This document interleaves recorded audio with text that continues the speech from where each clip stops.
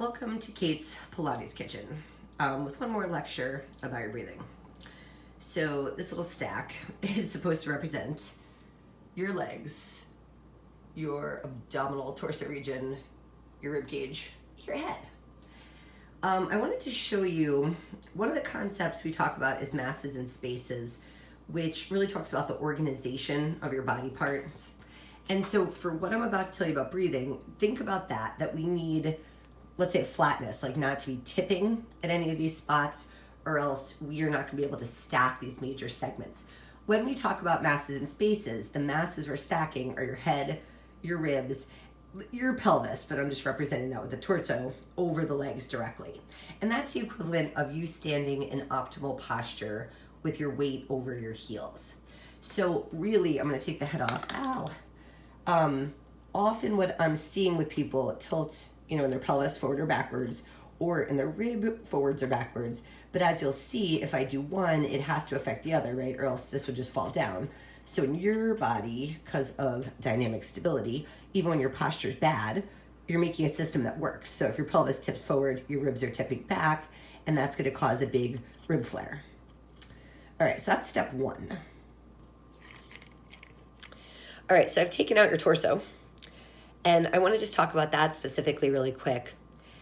When I talk about the core, the diaphragm is the top of your core. So that's our primary breathing muscle that goes down when you inhale and up when you exhale. The sides of your core are represented by your transverse abdominal, the deepest layer of your abdominal muscles, and they wrap around you horizontally. So if you cough or you sneeze, they create the pressure for you to do that. And anytime we're giving any cues that, like some version of exhale, pull your abs in, pull your navel to your spine, compress the deep abdominals, we're talking about that layer. So it's the layer that does create compression, like I said, but without changing the shape of your spine. It keeps your contents in. It goes all the way around your waist to the back, and it terminates into connective tissue, that your fascia, that is your thoracolumbar fascia, is the region. And then underneath where this is connecting in to the thoracolumbar fascia, you have deep spinal muscles called the multifidus that just connect one vertebra of the spine to the one above it over and over again, little segments. So these are like, just imagine separate little baby multifiduses working as a team. And if you looked at them all together, they kind of go in and up like upside down V's. Their job is to give segmental stability to your spine, just helping you hold neutral, resist movement, or do the segments properly in motion, especially with rotation or side bending. All right, back to the front. The base of your core were your pelvic floor muscles, and they are working in rhythm with your diaphragm. When my diaphragm descends when I inhale, the pelvic floor also descends slightly, and just imagine like all the guts inside this area that I'm describing. We don't want too much pressure on them, squeezing them together. So when the diaphragm gives pressure down, the pelvic floor also drops. So it's like two domes working in rhythm. So there's still space for the abdominal contents. And then when you exhale, both domes rise. And rising at your pelvic floor would be like the gentlest sensation of a Kegel, not like the kind you make for exercise, but just the direction of a Kegel.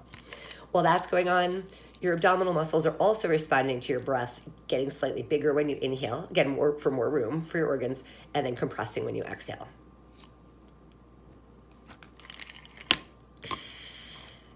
So now if my masses are not lined up at the breath level, once I'm doing this, that's me tipping forward and shoving my ribs out, or slumping backwards and compressing the front of my rib cage. Either of those dysfunctions, I mean, heck, we're not talking about scoliosis, but probably scoliosis too. The containers of the lungs, of the rib cage, and of your torso are not vertical. That's going to diminish your breath capacity, either of those. And that's why one of our first missions teaching you guys is to establish your best neutral spine. That's the alignment that we're not getting any compression one way or other through that region. And so then when everything's lined up, as I take a breath in and the ribs expand, the lungs get bigger, the diaphragm, remember, was in between here, it drops down so that there's more space in this container for the lungs to get bigger. And then when the diaphragm's pushing up, the result here is it creates this pressure and the ribs come in and you blow the air out, Okay, so your good posture is really important for effective breathing. And to be honest, also the aesthetics you're looking for. If you're just here for flat abs and you're trying to get them without learning this breathing technique, you are never going to arrive there. Because even if my abs were flat, but I'm shoving my ribs forward, I'm going to look like I'm pushing my belly out. If my pelvis is tipped forward, same thing. My contents are literally spilling forward. Yeah, my video cut off. Anyway, not creating the container that you're trying to make, okay? So that's mission one. We got to get like the skeleton aligned the right way to allow the freedom of the muscles to work that we're looking for. And then like the third effect with that too, I mean, this is a breath video, but hey, the breath comes in through this noggin of yours. So boom, I'm tipped forward. Boom, to this sticks out. Boom, my head falls forward. Boop, my pelvis is tipped back. Oh, my ribs collapse. My head still goes forward. So any misalignment of these masses is probably going to result in a forward head.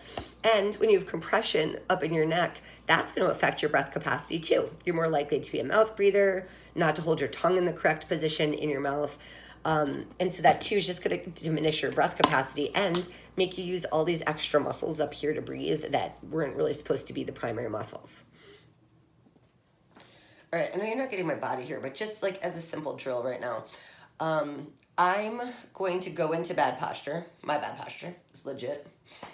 And I want you to see as, in fact, I'm sorry, I'm going to pull my shirt up because, of course, I'd be wearing a freaking baggy shirt. But look at how my abdominal muscles look. They just kind of are pooched out. So when I shift my body weight back over my heels, aligning up my pelvis over my legs, and now I've let my pelvis still tip forward. So now I bring it to more neutral alignment. And you could see there's a reaction from my ribs. I was kind of slumping. And when I get my pelvis organized, my rib cage comes forward over my hips. I know my head's out of the video, but my head has gotten over my shoulders. So when I go back to the bad posture and I try to breathe, I can't even organize the compression and tension system in my abs and my ribs like I described. My stomach is actually jutting out when I exhale in this position and not coming in. So if you have trouble even listening to the cue, maybe that's what's going on with you. Maybe it's just a skeletal alignment problem. And then when I get everything in a row and I go back to breath,